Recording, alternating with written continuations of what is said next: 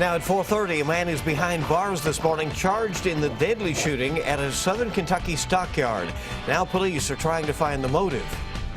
A Lexington gas station was robbed last night. Now police are looking for the man responsible.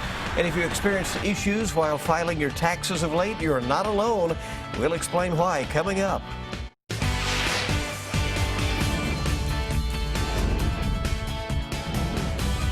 This is WKYT This Morning. Good morning and welcome in. It's good to have you with us bright and early, dark and early really at this hour. And we're glad you're along. On your Thursday, I'm Bill Bryant. And I'm Rebecca Smith. Let's check out what's happening with the weather. Hopefully it's going to be pretty decent out there, Micah. Yeah, it's a little chilly. And what we're going to be seeing going into the afternoon, not really rising that much. I mean, basically where you are right now, add 2 or 3 degrees, that's about it. So here's the look outside. We're at 34 now in Lexington, 34 in Danville. We get into your afternoon, and you can see temperatures right around 36 degrees. So a chilly day, and you know what? You may even see a few flurries here and there as you make your way out and about this morning. Going in toward the next couple of days, though, it looks pretty good off towards your weekend. I'll show you that in your forecast in just a few minutes. Okay, see you then. Thank you. Well, state police have made an arrest in a case of a deadly shooting in a central Kentucky stockyard. Investigators say 47-year-old Eric Saylor of Lancaster was charged with murder of 53-year-old Shane Thomason last night. Police are telling us that Saylor was already in the Marion County Jail on unrelated charges. Investigators say Saylor shot Thomason Monday afternoon at the Washington County Livestock Center. Thomason, who was also from Lancaster, died at a Louisville hospital shortly after arriving there. Police have not said what they think led to the shooting. Saylor is being held on a $1 million bond. New this morning, police are looking for a man accused of robbing a Lexington gas station. This happened before 10:30 last night at the Sonoco gas station in Newtown Pike. Investigators say a man with a gun walked into the store, demanded money and cigarettes. That man took off towards a nearby trailer park. Police called in a canine unit to help look for this man, but they say they were unsuccessful. The robbery is still under investigation. A Jefferson County grand jury has indicted a man accused of shooting a police officer last month. 53-year-old Kenneth Probus is facing more than 10 charges, including 3 counts of attempted murder. Police say he shot at Shively police officers while they were serving a warrant at his house. They say Officer Wes Singleton was hit but survived. Police also returned fire, hitting Probus. His attorney says he will plead not guilty when he is in court on Monday. Well, some in law enforcement call it the devil's drug, and now they're asking Kentucky lawmakers to pass a bill that would crack down on Flocka and other synthetic drugs. Police say Flocka is spreading across Kentucky. They think it's worse than heroin. They say the drug can cause anxiety, paranoia, suicidal thoughts, and heart failure. I'm not sure they're in the right mind, but they're crazy. They're dangerous, not only to my staff that's responding, but we've had instances there in Lewis County where they've just run into somebody's home and said somebody was chasing them, and that's dangerous. Well, House Bill 4 would make both possession and trafficking of synthetic drugs felonies instead of misdemeanors. The House Judiciary Committee unanimously passed the bill yesterday.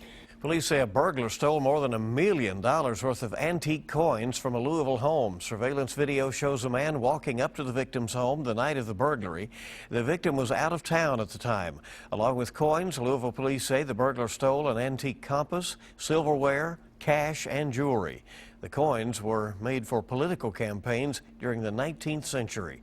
One coin store owner says the victim came to him after the burglary, asking him to look out for the coins. It's devastating. It's absolutely devastating because this is probably a lifelong. It's a lifelong hobby. Louisville police have not made any arrests in that. They say some of the stolen items have turned up at coin shops in 2 other states. Well, it has been nearly 3 months since a Richmond police officer died after being shot in the line of duty. And one of the ways his family wants to honor him is by fighting to keep violent criminals in prison for longer. Officer Daniel Ellis's family met with the governor yesterday to talk about their efforts. Police say Officer Ellis was killed by a man who was out on parole at the time. Garrett Weimer spoke with the Ellis family and has more on the meeting with the governor. It's a story Eric Ellis knows all too well, a story he needs to share. I want people to know the story of Raleigh Sizemore and how someone like him can be let go time and time again and doesn't pay the consequence. Ellis says their family's paying for a failure in the system that lets Sizemore loose. not long before he'd be charged with Officer Ellis's murder. We are going to recommend you for parole.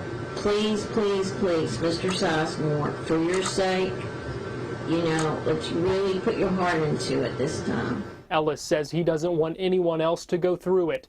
That's why he and other family members met with Governor Bevin, discussing changes to the parole board and being tougher on crime. We need to do something to keep the ones that deserve to be behind bars, keep them there.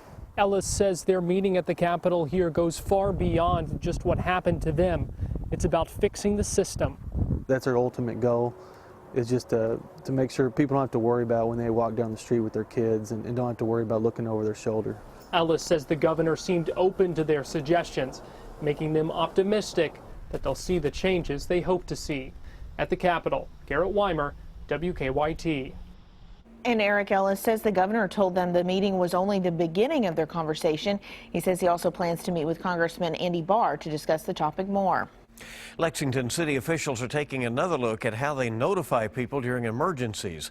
It comes after Saturday's massive fire that destroyed Bluegrass Stockyards and some neighboring businesses. According to our news partners at the Herald Leader, the city used a phone system that only calls landline numbers to alert people living nearby about the fire and the opening of a shelter. City officials say they are now looking into other emergency management notification systems that also use cell phone numbers. Well, if you tried filing your federal tax return electronically over the last 24 hours, you may have run into some trouble. The IRS says it has stopped accepting electronically filed returns for now because of problems with its computer systems. While the outage could affect refunds, the IRS said it does not expect any major disruption. Last night, the agency said some computer systems would be out of service until at least this morning. The IRS says 90% of taxpayers will receive refunds within 3 weeks. The Madison County Sheriff's Office has issued a warning about a man investigators say is claiming to be one of their deputies. They say this man has been telling people they've missed a court date for jury selection. Monique Blair has more on what you need to know about this scam.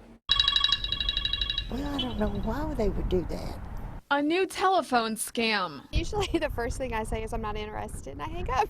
Is making its way through Madison County. The sheriff's office received half a dozen complaints Wednesday about a man who was calling them with various false stories. He stated he needed to speak to his wife, that she failed to show up for a court date in reference to jury selection. The citizen didn't buy the story. He hung up and called the sheriff's office. After Deputy Michael Stotts received the complaint, he called the number back that was making the fraudulent phone call, to which someone answered saying it was the Madison County Sheriff's Office. After Deputy Stotts confronted that person, they hung up the phone. Deputy Stotts called back again and got the voicemail, a voicemail that said the number belonged to a Deputy James Marshall. Nobody by that name works for the Madison County Sheriff's Office. Several hours after the false phone calls were made, we tried the phone number. Welcome to Verizon Wireless. The number you dialed has been changed, disconnected, or is no longer in service. Deputy Stott says most importantly, if any law enforcement agency calls and asks you for money, the best thing to do is ask for a name and number and then immediately call the agency the person says they are calling from. Because if they're asking for money, it's not from a legitimate law enforcement agency. I wouldn't believe them. I know too much about this. I would hang up. In Madison County, Monique Blair, WKYT. Well, the sheriff's office says they're still investigating to determine whether or not the scammer was calling from Madison County or from somewhere else. The Creation Museum in Boone County has announced plans for a major expansion. The museum wants to build a new 3-story building, which would include a large hall for traveling exhibits. The building would triple the museum's current size. Museum officials say it would be built where the current guest parking lot is, and they hope to have that new building open over the next 3 years. Time this morning is 4:39. WKYT This Morning on your Thursday is just getting started. Well, bad eating habits can be hard to break. We've got some tips to get you on the right track coming up in Moms Every Day.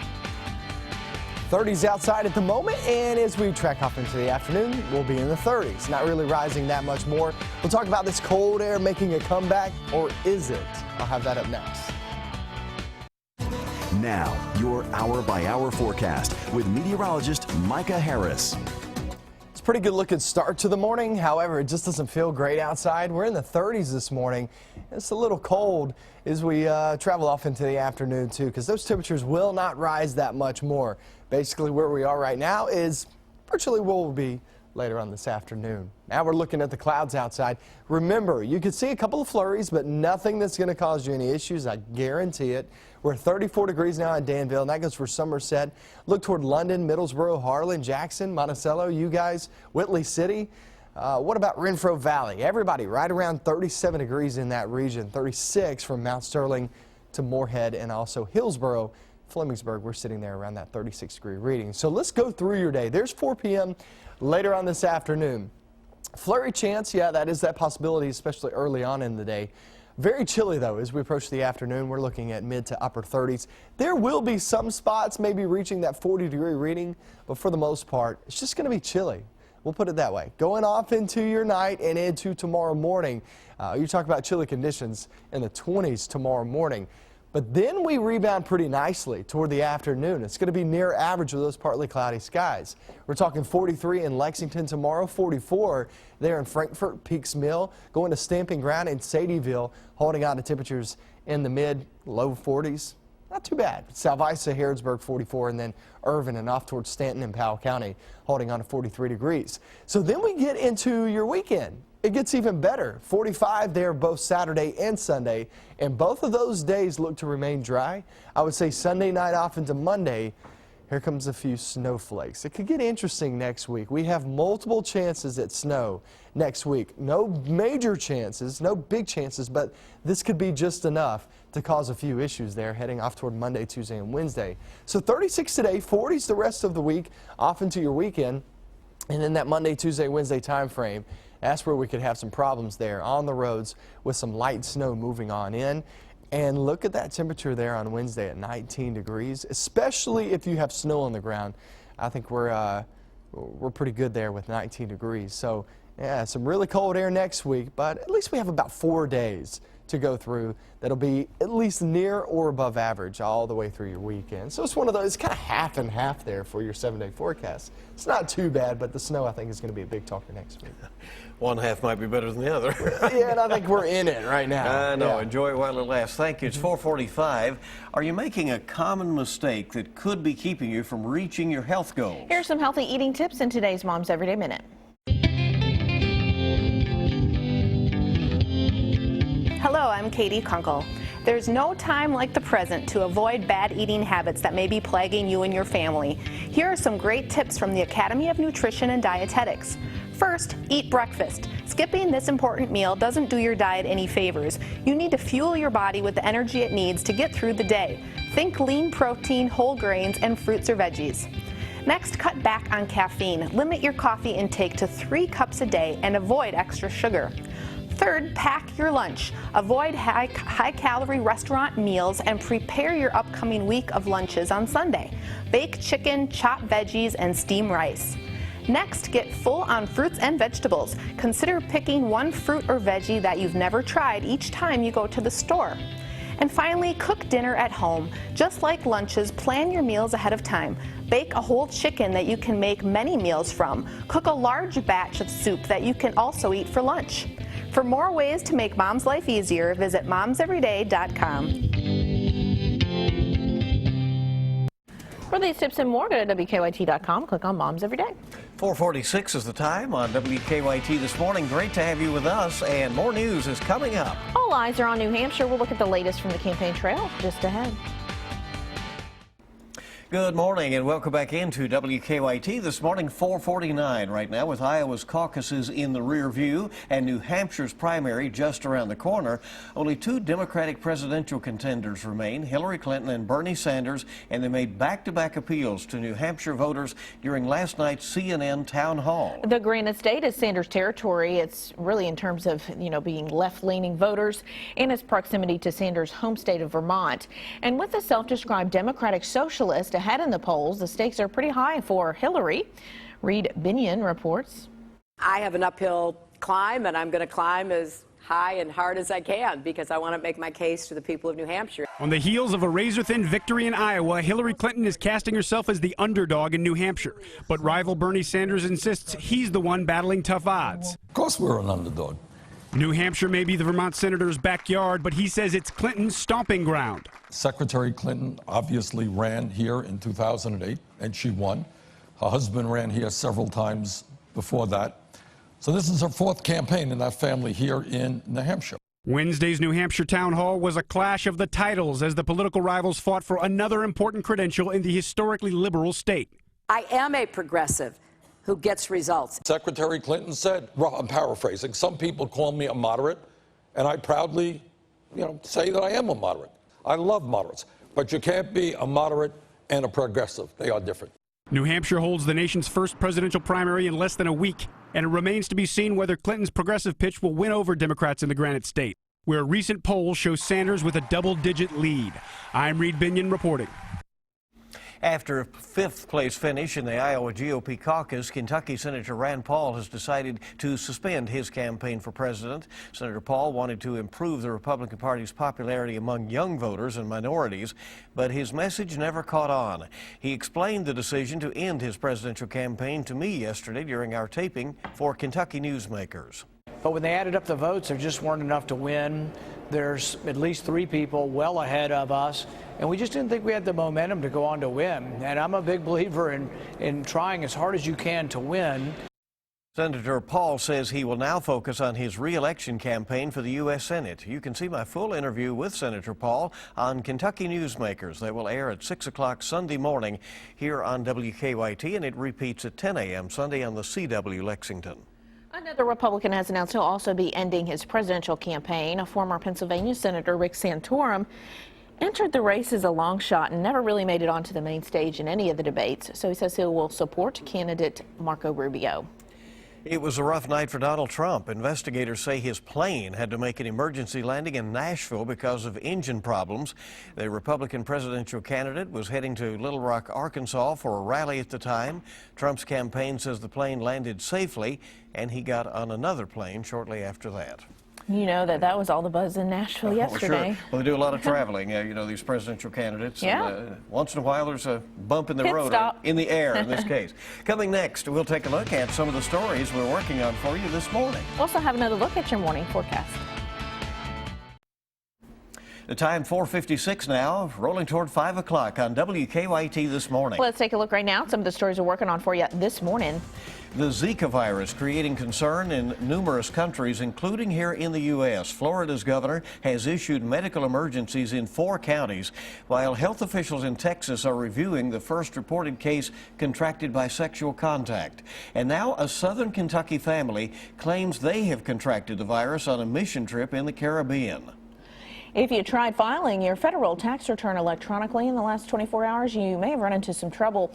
We'll explain why in a whole new hour of WKYT this morning. A lot of news that's in progress we're working on. We'll have all those stories for you this morning, and it is pretty nippy out there right now. That's the word, right, Micah? Yeah, that's the word. 33 degrees there in Frankfurt. We're at 36 in the London-Corbin area down south. Mountain Parkway coming in just above freezing along with Lexington. So we'll finish off right around 30 to about 32 degrees, and then we'll rise not much. I mean, we're talking 33 there by noontime. Maybe a couple of flurries here and there, too. And then we get off into your afternoon, and we're seeing those temperatures around 36 degrees. So it's a chilly day today. We've talked about this the past few days, that today, on this Thursday, is probably the coldest day we see until next week. Next week's when it gets really cold. So try to enjoy it while it lasts. I know 36 isn't something to really enjoy, but it does get much colder next week. The weekend looks much better. We're going to talk all about your weekend as we get above average and still stay mainly dry until late in the day on Sunday, off into Monday. I'm going to talk all about that coming up. We got another 2 hours of WKYT news, so grab another cup of coffee. Keep us on. We'll keep you up to date. That's a live look downtown. We'll see you back here in just a couple of minutes.